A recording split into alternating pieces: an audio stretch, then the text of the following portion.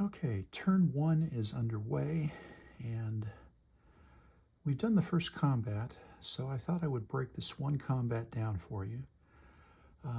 We have the Soviets conducting a hasty combat against this location. This breaks out the actual combat. We have 3 hexes of Soviet troops coming against the German defenders in their Hedgehog 2. So this card kind of summarizes all the player decisions that go into the combat. The attacking player declares their forces. They bring artillery. They bring close air support. The defender chooses whether or not to include artillery support, which they have. So this is a hasty attack.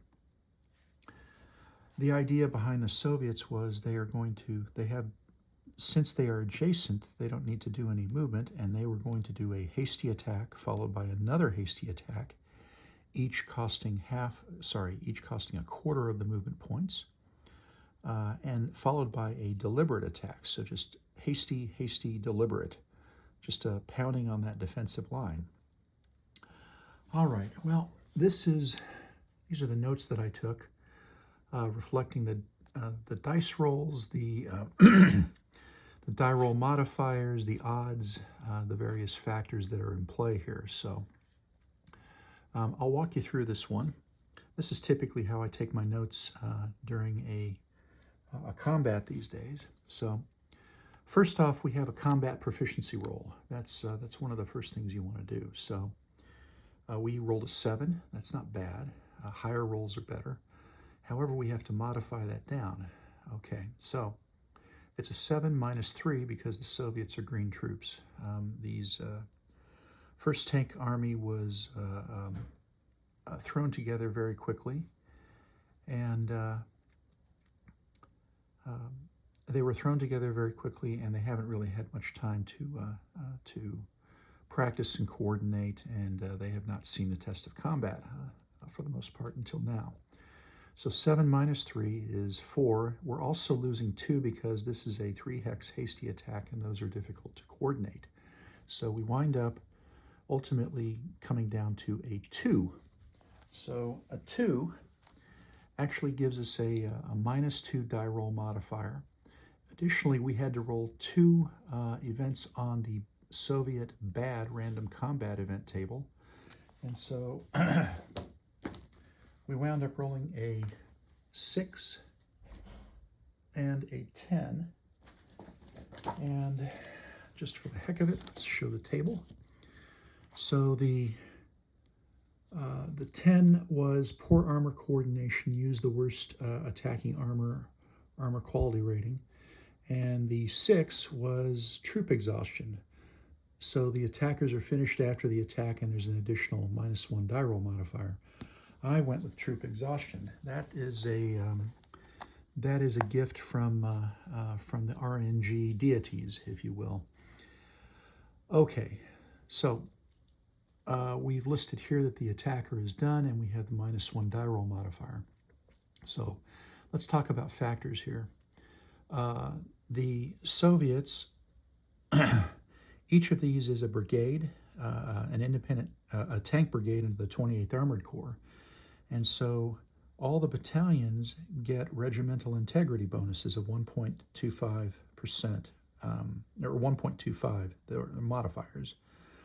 These 2 brigades are exactly the same composition, so we wind up with 46 points for each of these tank brigades. Then we have the motor rifle brigade. All three of the infantry battalions get regimental integrity as well. So we wind up with 46, 46, and 52. The air obviously brings, let's see if we can refocus here. The air brings 13, and the artillery, the one lone, I believe this would be 76 millimeter field artillery, something like that, bring a 4. And those are accurately reflected here. So a total of 161 factors times 0.75 rounded, because it is a hasty attack, and we wind up with 121 attacking factors. The Germans, for their part, simply have have what they have, right? And it's a total of 19, 19 combat factors. And the artillery is firing in the defense, but they're firing out of supply, so they are at half strength as a 4. So 121 divided by 23 gives us 5-to-1 odds. All right, we did an armor quality rating difference calculation. So we took the 6 from the 88 millimeter heavy flak unit, and we took the 4. So this is the best rating available on the Soviet side. So we have light tanks and we have what, mediums or heavies. I assume that these are either KVs or T-34s. So the difference is 2. Now that 2 gives us some modifiers. The 2 takes away the, we'll come to die roll modifiers in a moment, but the 2 is going to take away 2 points of armored die roll modifiers. Additionally, it's going to inflict an additional one attacking armored step casualty. So that's those are quite welcome for the German side. So let's go down die roll modifiers. So we're the defensive terrain is a stream Balka hex, so that is -2. We're in a hedgehog, so now we're at a cumulative -3. We have the armor, which would normally be +2. That's a positive for the attacker, but in this case they are taken away because of the AQRD difference, those 88s, you know. So we're at -3. The Soviets do bring light anti-aircraft artillery. They actually have quite a bit of it, but we only get to count one of those units as there is a limit. So that is -1. It is a 3 hex attack, so that complicates things for the defenders. They're being shot at from multiple sides, so that's a +1 as well. Then they get the -2 die roll modifier from the combat proficiency roll, the base -2, and because of that troop fatigue, they get an additional -1. So all totaled up, they wind up with a -4 die roll modifier. -2, -3, -2, -1, -3, -4. The Germans, for their part, they get the advantages of the terrain, -2. So the negative die roll modifiers are a benefit to the defense. So -2 for the Balka terrain, -1 because of the heavy anti-aircraft artillery. The 88s, they get a -1 for the hedgehog, which is very welcome. They get a +2 because they are considered out of supply due to the in this particular game turn, this is the 0400 game turn, they are out of supply. There is no possibility even for camp group supplies, so they are operating with this deficit. Their grand total is -2. Now let's come to the fun part, the die rolls. The Soviets roll a 4. It's not horrible, but they have to take a -4, and that gives them a 0. And looking up the 5-to-1 odds for green troops, that results in a 1 hex retreat.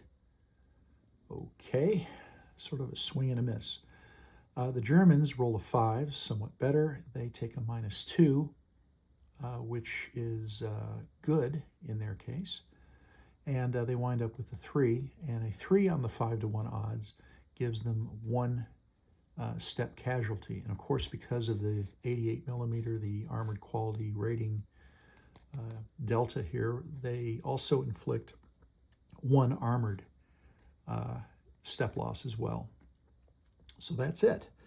We're going to inflict an armored step loss, and so and we're also going to inflict a regular loss. So we're going to do this number. We'll take out an anti-tank gun as a step loss for the Soviets and advance them up.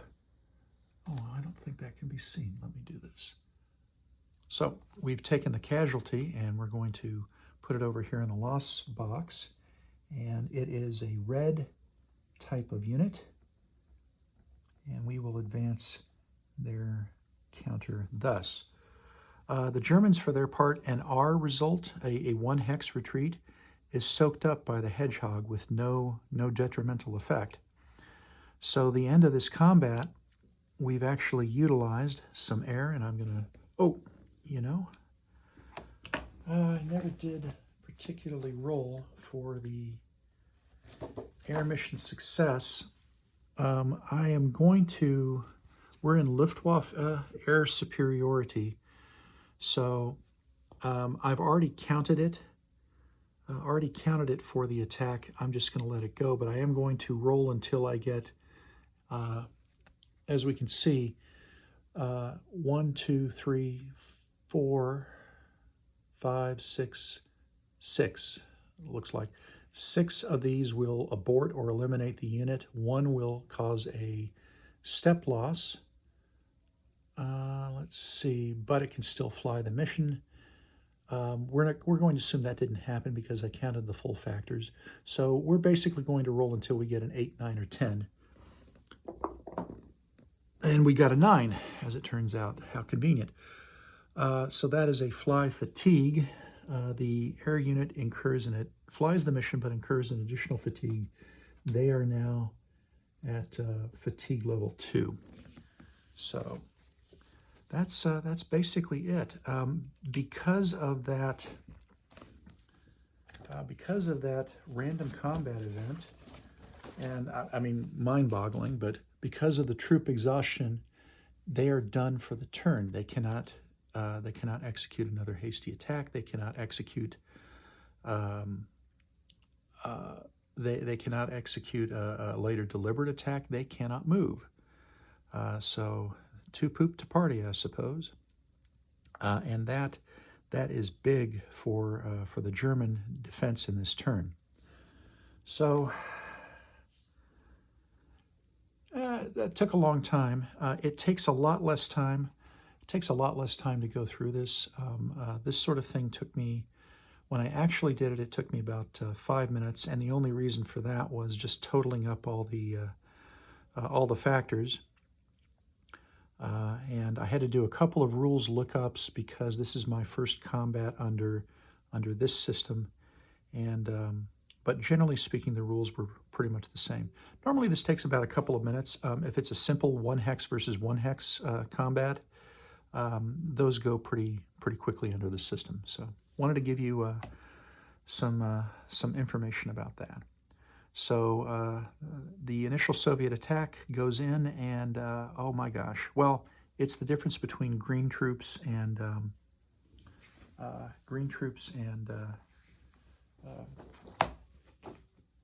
other troops. Now, that's an interesting thing, isn't it? Huh. So we have veteran troops defending against green troops. Huh. Well, I appear to have forgotten that. There is an additional -1 die roll modifier. Okay, well, I can either redo the combat, which, yeah, you know, I tell you what, I'm gonna take that. So let's be fair and honest in here. So it's almost ironic, but since we are veteran troops and we're defending against green troops, we get an additional -1 die roll modifier on the defender roll. Oh, okay. So on the defender roll, yay.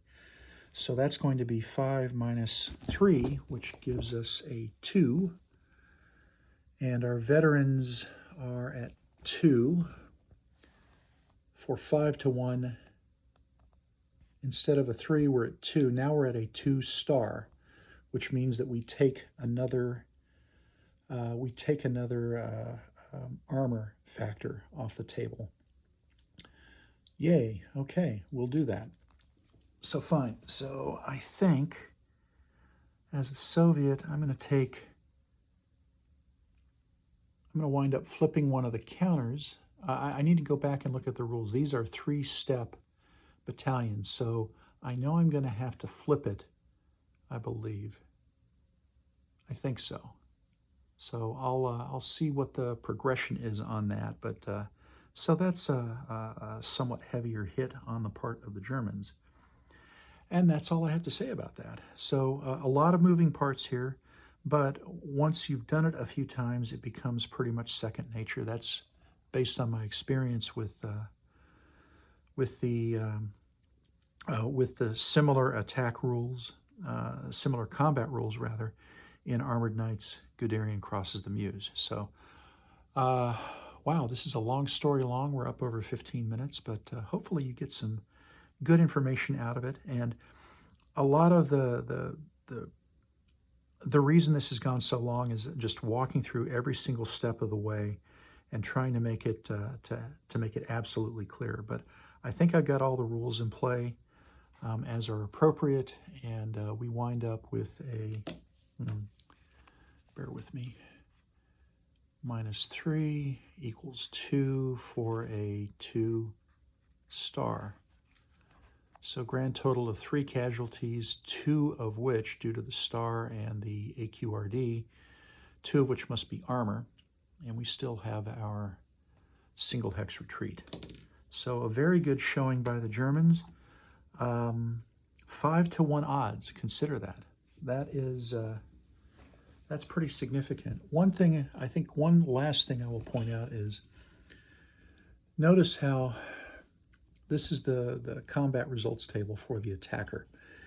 And we have conscripts, green, line, veteran, and elite. And there is effectively a -2 die roll modifier at every level of lesser experience relative to the prior one.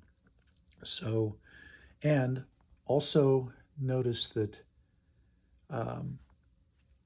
if you do a kind of a quickie analysis on what's going on here, you'll notice that basically it's the same run of information, right? So 1 hex retreat, 2 hex retreat, 1, 2, step loss, 2 hex retreat, step loss, 1 hex retreat, and so on, right? And it's the same way all the way up. So when you, and every odds column shift is effectively a minus or a plus or minus 1 on a die roll modifier, right? So consider that I'm trying to explain the differences that we're seeing in the results between the veteran Germans and the green Soviets. So the Soviets, because they are green, they have a built-in -4 effectively in terms of their capabilities compared to the Soviets. So even though they are they punch below their weight, let's say, right? So at 5-to-1, if we're doing an apples to apples comparison, they're really looking at 1, 2, 3, 4. They're looking more like 3-to-1, basically, in terms of really kind of what they're getting, because you have to shift the odds up. And yeah, for the green, you actually are going to be at R, and the best that you can do, because they are at a -4 shift, the best you could get would be the 1R. So you're dealing with potential results from R down to 1R. The higher rated casualty figures here at the bottom don't even come into play because of the die roll modifiers for this particular combat. Now, if it was a veteran, the veteran would start down here, typically at this 1R, and going all the way down to 2R route check B, if it was a deliberate attack. So quite the advantage being veterans rather than green, and that helps to explain a lot of